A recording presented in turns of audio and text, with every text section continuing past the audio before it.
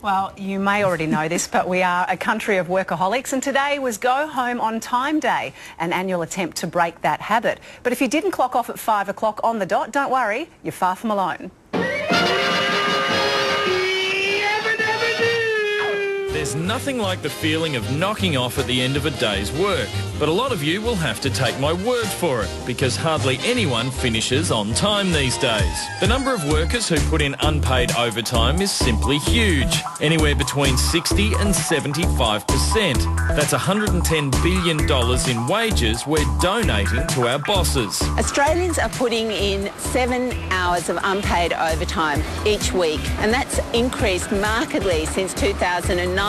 Almost 4 million workers don't take a lunch break, and a third of those who do get lunch wind up eating it while they work. All this overwork comes at a personal cost. 1 in 4 report anxiety, 3.3 million lose sleep, and half of overworked Australians want to spend more time with our families.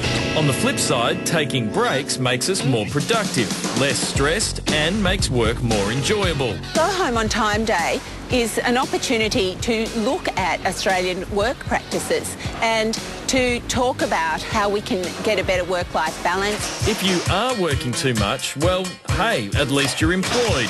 And the people missing out on the most leave are those earning more than 80 grand a year. Hashtag rich people problems. Money breaks. But all of that overtime means there's less work to go around for everyone else. We also have millions of Australians who are underemployed. And that's what Go Home on Time Day's about.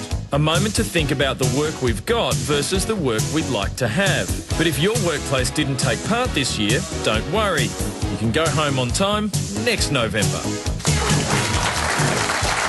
Todd, you own an ad company. You've got over 200 employees. How many of them would have gone home on time today? How many are still at work? That's it. They're not watching the show. They're still at work. Do you encourage that? No, not at all. I mean, this is a complicated issue because more often than not, it's because you're understaffed. You know, you need to make a lot of money and you're understaffed. Sometimes it's inefficiency. People are inefficient. But the major reason people stay is there's often an unsaid cultural expectation. You work hard, you stay, you put in your time. You're the boss, mate. You could just turn the lights off, couldn't you? Yeah, I mean, I try. I have a thing called Vision 6:30 where I encourage everyone to get out as early at 6:30. And they disobey you. They stay. Yeah, but people are funny like that. I'm back here working after 7 most nights. TV's the one industry. TV's the one industry where it's over. Yeah. It's done. We're going to take a break. Back in a tip.